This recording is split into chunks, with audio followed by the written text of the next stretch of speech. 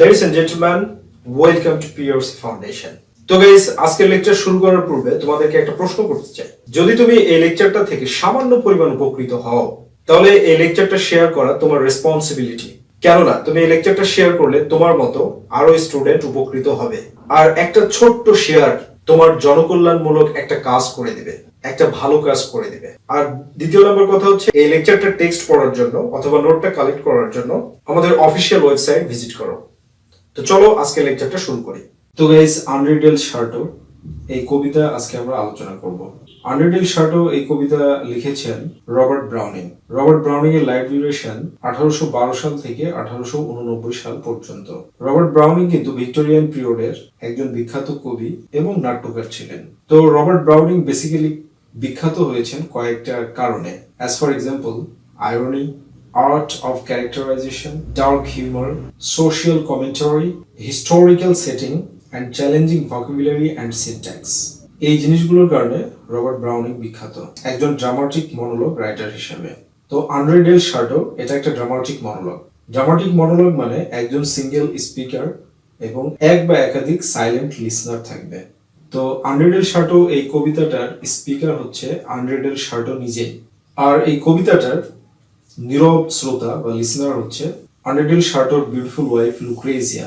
তো গাইজ, এই দুইটা চরিত্রের বাইরেও এই কবিতাটাতে একটা থার্ড ক্যারেক্টারের পাওয়া যায়। আর থার্ড ক্যারেক্টারটা হচ্ছে লুক্রেজিয়াস বয়ফ্রেন্ড, যাকে এই কবিতায় লুক্রেজিয়ার কাজিন হিসেবে পরিচয় করিয়ে দেওয়া হয়েছে।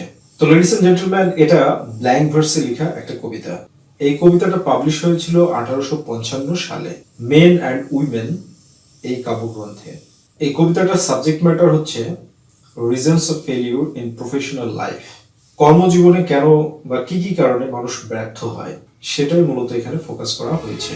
তো গাইস, তোমাদেরকে এখানে আমি বলে দিতে চাই, আন্দ্রে সার্টো একটা এলিউসিভ নেম, একটা এলিউসিভ টাইটেল। কেন এটা এলিউসিভ টাইটেল? কারণ আন্দ্রে সার্টো এই নামটা ইতিহাস থেকে নেওয়া হয়েছে, পেইন্টিং ইতিহাস, that means history of art থেকে নেওয়া হয়েছে। আর যখন ইতিহাস থেকে, সাহিত্য থেকে, ধর্ম থেকে কোনো উদ্ধৃতি দেওয়া হয়, রেফারেন্স দেওয়া হয়, তখন সেটাকে এলিউশন বলা হয়। তাহলে আন্দ্রে সার্টো এই কবিতাটা একটা এলিউসিভ টাইটেল। তো যেহেতু লেডিস এন্ড জেন্টলম্যান এটা একটা এলিউসিভ টাইটেল, সুতরাং এই কবিতাটার ব্যাকগ্রাউন্ডটা আমাদের একটু জানা দরকার।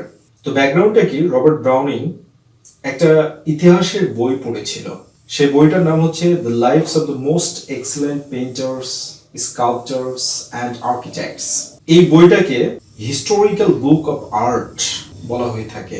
আর এই বইটা লিখেছিল আন্দ্রে সার্টোরই একজন সমসাময়িক পেইন্টার, পোয়েট এবং হিস্টোরিয়ানস, জর্জিও ভিসারি। তো গাইস, এখান থেকে একটা জিনিস বোঝা যাচ্ছে, সেটা হচ্ছে আন্দ্রে সার্টো এবং জর্জিও ভিসারি এরা দুইজন সমসাময়িক ছিল। এরা basically 16th century Italian painter ছিল। আর the lives of the most excellent painters, sculptors and architects এই বইটার সংক্ষিপ্ত নাম হচ্ছে দ্য লাইফস। আর এই বইটাতে জর্জিও ভিসারি তিনি কিন্তু 70 জনের উপরে ইটালিয়ান পেইন্টার্স, স্কাল্পচার্স এবং আর্কিটেক্টস দেরকে উপস্থাপন করেছেন। আর এই বইটা থেকেই রবার্ট ব্রাউনিং আন্দ্রে সার্টো, ফ্রা লিপি এদের সম্পর্কে পড়েছে এবং এদের ড্রামাটিক লাইফটাকে তার ইমাজিনেশনের মাধ্যমে, দ্যাট মিনস ইতিহাসের সাথে তার কল্পনাটাকে মিশ্রিত করে উপস্থাপন করেছেন। আসলে একটা বিষয় বলে রাখি, এই তথ্যগুলো কিন্তু তোমাদের জানা দরকার। কারণ আমি যে লেকচারগুলো দিই, এই লেকচারগুলো শুধুমাত্র এক্সাম পাস করার জন্য না। এই লেকচারগুলোর উদ্দেশ্য হচ্ছে লিটারেচারের যে রুট, লিটারেচারের যে ইনফরমেশন, সেটা যেন স্টুডেন্টসদের মাঝে প্রতিষ্ঠিত হয়। তো আন্দ্রে সার্টো সম্পর্কে আমরা একটু জেনে নিই। যেহেতু এখানে বেসিক্যালি সার্টোকে একটা এজেন্ট ক্যারেক্টার হিসেবে ব্যবহার করা হচ্ছে, যে কেন মানুষ প্রফেশনাল লাইফে ব্যর্থ হয় এর কারণগুলো দেখানোর জন্য। তো আন্দ্রে সার্টো একজন দর্জির ছেলে ছিল, টেইলরের ছেলে ছিল। সে 1486 সালে ইটালির রাজধানী ফ্লোরেন্সে জন্মগ্রহণ করে এবং 1530 সালে সে কিন্তু মৃত্যুবরণ করে একটা ব্যথিত হৃদয় নিয়ে। আর আন্দ্রে সার্টো একজন খুবই জিনিয়াস পেইন্টার ছিল।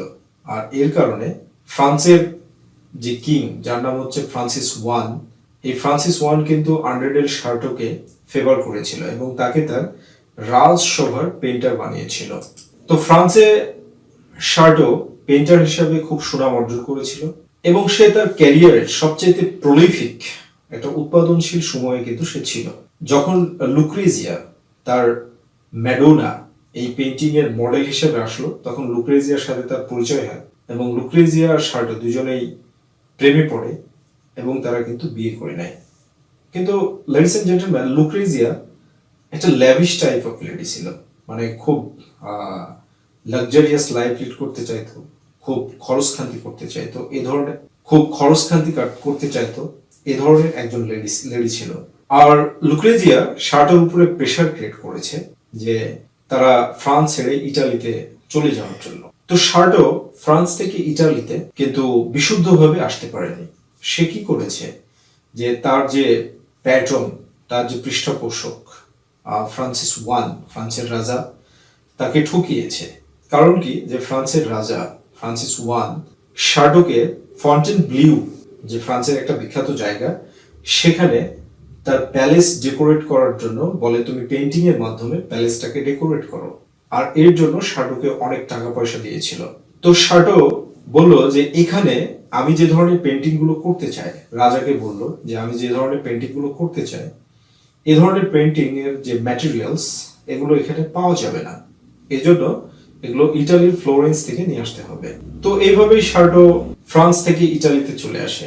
কিন্তু ইটালিতে আসার পরে শার্টো যে ফ্রান্সিস ওয়ান যে তাকে টাকাটা দিয়েছিল, সেই টাকাটা দিয়ে লুক্রেজিয়া প্রেশার তৈরি করলো, সেই টাকাটা দিয়ে সে একটা বাড়ি নির্মাণ করলো লুক্রেজিয়ার জন্য, একটা বিলাসবহুল বাড়ি নির্মাণ করলো। আর সে কখনোই এরপরে আর ফ্রান্সে ফিরে যেতে পারেনি এবং সে তার জীবনের স্বাধীনতাটা হারায়। এই ছোট্ট বায়োগ্রাফিটা কিন্তু জানা দরকার। আর এই বিষয়টার কারণেই বা এই বিষয়গুলোর কারণেই তার জীবনে প্রফেশনাল ফেলিউর আসে। তো গাইস, এবার আমরা সামারিটা শুরু করব। তো এখানে আরো একটা বিষয় জানা দরকার আছে, সেটা হচ্ছে যে ড্রামাটিক মনোলগে সাধারণত ক্যারেক্টারের যে অন্তর্নিহিত যে দিকগুলো আছে, সে দিকগুলো উদ্ঘাটিত হয়, সে দিকগুলো প্রকাশিত হয়। কিন্তু আন্ড্রে শার্টো এই কবিতাটাতে কিন্তু ক্যারেক্টারের যে রেভলিউশন, এই রেভলিউশনটা হয়নি। না হয়ে কি হয়েছে যে তার কেন সে প্রফেশনাল লাইফে ব্যর্থ হয়েছে, এই জিনিসগুলোকে ফুটিয়ে তোলা হয়েছে, বেসিক্যালি নেগেটিভ সাইড। সো এইটা কিন্তু তোমাদের একটু জেনে রাখা দরকার। এজন্য এটা একটা different type of dramatic monologue. তো এই কবিতাটা শুরু হচ্ছে যে শার্টো তার ওয়াইফ লুক্রেজিয়াকে রিকোয়েস্ট করছে যে লুক্রেজিয়া, তুমি আজকে বিকেল বেলায় বাইরে যেও না, আমার কাছে থাকো। আর তোমার সান্নিধ্য আজকে আমি যদি পাই, তাহলে আগামীকাল সকালে আমি ফ্রেশলি পেইন্টিং করতে পারবো। আর পেইন্টিং তো দরকার না, কারণ তুমি আমাকে বলেছো যে তোমার বন্ধুর বন্ধু ঋণগ্রস্ত হয়ে গিয়েছে, জুয়া খেলার মাধ্যমে ঋণগ্রস্ত হয়ে গিয়েছে। এই ঋণ পরিশোধ করতে হবে তোমাকে, তাহলে 5টা পেইন্টিং আমাকে করতে হবে। আর এই 5টা পেইন্টিং করার জন্য তোমার সান্নিধ্য আমার দরকার। তুমি যদি আমার পাশে থাকো, তাহলে আমি পেইন্টিং গুলো খুব সুন্দরভাবে করতে পারবো এবং এর ফলে তুমি এই পেইন্টিং গুলো বিক্রি করে তুমি কিন্তু তোমার উদ্দেশ্য হাসিল করতে পারো। তো এইভাবে যখন কথা হচ্ছে, তখন লুক্রেজিয়ার বয়ফ্রেন্ড নিচ থেকে, বাড়ির যে নিচে, সেখান থেকে সে বাঁশি বাজাচ্ছে, মানে লুক্রেজিয়াকে ডাকছে বাইরে যাওয়ার জন্য। তো এইটা কিন্তু শার্টো শুনতে পাচ্ছে। তো লুক্রেজিয়াকে যখন ডাকছে, তখন শার্টো লুক্রেজিয়াকে রিকোয়েস্ট করছে যে লুক্রেজিয়া, তুমি আজকে তার সাথে যেও না, আজকে আমার সাথে থাকো, কালকে তাকে তুমি স্যাটিসফাই করো, আজকে আমাকে স্যাটিসফাই করো, তাহলে আমি ভালো পেইন্টিং করতে পারবো। কিন্তু এই কথাগুলো লুক্রেজিয়াকে মোটেই আনন্দ দিচ্ছিল না, বরং লুক্রেজিয়া বিরক্ত বোধ করছিল। তো তারপরেও শার্টো লুক্রেজিয়ার সাথে তাকে মানে রাখার জন্য, বাসায় রাখার জন্য বলছে জানালার কাছে আসো, এসে দেখো প্রকৃতি কত সুন্দর। তো আন্ড্রে শার্টো এবং লুক্রেজিয়া ফ্লোরেন্সের যে জায়গাটায় বাড়ি করেছিল, সেই জায়গাটা মূলত ফিওসোলি এই জায়গাটার নাম, এই জায়গাটায় বাড়ি করেছিল। তো বলছে দেখো বাইরের প্রকৃতিটা কত সুন্দর, আর এই প্রকৃতির মতোই কিন্তু তুমি সুন্দর। কিন্তু সমস্যাটা কোথায়, যে বাইরের প্রকৃতি সুন্দর কিন্তু বাইরের আলোটা কিন্তু ক্ষীণ আলো। আর এই ক্ষীণ আলোর মাধ্যমে কিন্তু এখানে রবার্ট ব্রাউনিং আন্ড্রে শার্টোর মেন্টাল ব্যাকগ্রাউন্ড বা হৃদয়ের অবস্থাটাকে প্রকাশ করেছে।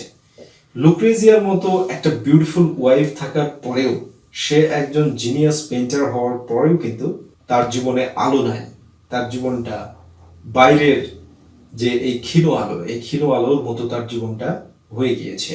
তো লুক্রেজিয়া অনেক সুন্দর, কিন্তু এত সুন্দরী ওয়াইফ থাকার পরেও শার্টোর জীবনে কোনো শান্তি নাই, কোনো ইন্সপায়ারেশন নাই। এজন্য শার্টো লুক্রেজিয়াকে বলছে, লুক্রেজিয়া তুমি আমার ইন্সপায়ারেশন, তোমার একটা মুস্কি হাসি আমাকে শক্তি দিতে পারে পেইন্টিং করার জন্য। আর দেখো, তোমার জন্যই তো আমি সবকিছু করেছি, তাহলে আজকে কি তুমি আমার কাছে থাকবে না?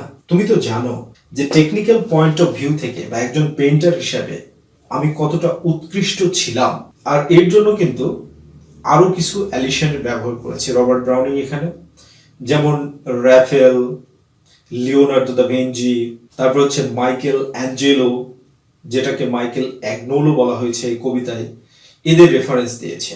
তো টেকনিক্যালি এরা সবাই ছিল হচ্ছে আন্ডারডেল শার্টোর সমসাময়িক পেইন্টার। তো শার্টো বলছে যে লুক্রেজিয়া তুমি জানো আমি কিন্তু টেকনিক্যালি রাফেলের চাইতেও বেশি উৎকৃষ্ট ছিলাম, কিন্তু আমি আমার সবকিছুই হারিয়ে ফেলেছি। আমি কিন্তু এদের সবার চাইতে উৎকৃষ্ট চিত্র অঙ্কন করতে পারতাম, কিন্তু আজকে আমার চিত্র এদের মতো হয় না। এদের মতো কেন হয় না আমার চিত্র? কারণ আমি আমার ইন্সপায়ারেশন হারিয়েছি। তুমি আমাকে ফর্মালি ভালোবাসো, আমার সঙ্গে তুমি ফর্মালি আছো, আমার সঙ্গে কিন্তু তুমি হৃদয় থেকে নেই। আমাকে তুমি শুধু ম্যানিপুলেট করছো। এই যে এইভাবে যে কথা বলছে, এই কথা বলার ধরনগুলোকে ডার্ক হিউমার বলা হয়। ডার্ক হিউমার কি জন্য? ক্ষিপ্ত হয়ে বলছে না, হাস্য রসাত্মক ভাবে বলছে, কিন্তু হৃদয়ের গভীর থেকে দুঃখ প্রকাশ পাচ্ছে যে তার জীবনে কতটা গুরুত্ব বহন করে তার ওয়াইফ, বা একটা মানুষের প্রফেশনাল লাইফে তার ফ্যামিলিয়াল সিগনিফিকেন্স কতটা বেশি হয়, সেই জিনিসটাকে কিন্তু রবার্ট ব্রাউনিং এই কবিতার মাধ্যমে ফুটিয়ে তুলছেন। তো এইভাবেই এই সমসাময়িক পেইন্টারদের রেফারেন্স দেওয়ার মাধ্যমে আন্ডারডেল শার্টো বলছে যে আমি আমার স্পিরিচুয়াল গ্লোরিটাকে হারিয়ে ফেলেছি, আর এই স্পিরিচুয়াল গ্লোরিটা রিভাইভ করার জন্য, পুনরুদ্ধার করার জন্য তোমার হৃদয় নিংড়ানো ভালোবাসার কোনো বিকল্প নেই। কারণ তুমি যখন একটা মুস্কি হাসি দাও আন্তরিকভাবে, তখন এই মুস্কি হাসিটা আমার জন্য একটা ইন্সপায়ারেশন। তো এইভাবে লুক্রেজিয়াকে সে কাছে পাওয়ার জন্য তার তারিফ করছে, তার ডার্ক হিউমারটা প্রকাশ করছে। কিন্তু ইতিমধ্যেই আবার আরেকবার হুইচিল বেজে উঠছে। কাজিন বাইরে অপেক্ষা করছে, লুক্রেজিয়ার বয়ফ্রেন্ড বাইরে অপেক্ষা করছে। তখন শার্টো দুঃখ চিত্তে বলছে যে লুক্রেজিয়া, তোমার কাজিনের মধ্যে কি আছে যা আমার মধ্যে নেই? তোমার কাজিনের সঙ্গে থাকতে তোমার এত ভালো লাগে কেন? আমি তো তোমাকে অন্তরের অন্তরস্থল থেকে ভালোবাসি, তাহলে কেন তুমি আমার সঙ্গে থাকতে আনন্দ পাও না? আর এর জন্য বলছে যে লুক্রেজিয়া দেখো, আমি বন্দী হয়ে গিয়েছি চার দেওয়ালের মাঝে, তুমি ছাড়া আমার তো আর কোনো সঙ্গী নাই। কারণ আমি ফ্লোরেন্সের রাস্তায় বের হতে পারি না। ফ্লোরেন্সের রাস্তায় বের হলে মানুষ আমাকে অপমান করে, কারণ আমি ফ্রান্স থেকে চিট করে এসেছি। এটা একটা কারণ আমি ফ্লোরেন্সে বের হতে পারি না, রাস্তায় বাইরে ঘুরতে পারি না। আমার স্বাধীনতা আমি হারিয়ে ফেলেছি। অপমান হওয়ার ভয়ে আমাকে সারা দিন সব সময় বাসায় থেকে পেইন্ট করতে হয়। আর দ্বিতীয় কারণ হচ্ছে যে ফ্রান্সের রাজা হয়তো আমাকে ধরার জন্য গোয়েন্দা লাগিয়েছে। তা আমি যখন বাইরে যাব তখন হয়তো কোনো গোয়েন্দা আমাকে এসে ধরে নিয়ে যাবে, আর ধরে নিয়ে গেলে কি হবে? আমার শাস্তি হবে। তাহলে আমি ফ্রান্সের রাজাকে চিট করলাম, সে কত বিশ্বাস করে ফ্রান্সিস ওয়ান আমাকে তার প্যালেস ডেকোরেট করার জন্য টাকা পয়সা দিল, পেইন্টিং এর জন্য টাকা দিল। সেই টাকাটা আমি সেই টাকাগুলো নিয়ে তোমার সাথে ফ্লোরেন্সে চলে আসলাম। ফ্লোরেন্সে এসে তোমার জন্য একটা বাড়ি নির্মাণ করলাম। আর তোমার জন্য যখন আমি বাড়িটা নির্মাণ করছিলাম তখন আমার বৃদ্ধ গরিব পিতামাতা অসুস্থ ছিল, আমি তাদেরকে ফিনান্সিয়ালি হেল্প করতে পারিনি, তারা দরিদ্র অবস্থাতে কষ্টে মারা গিয়েছে।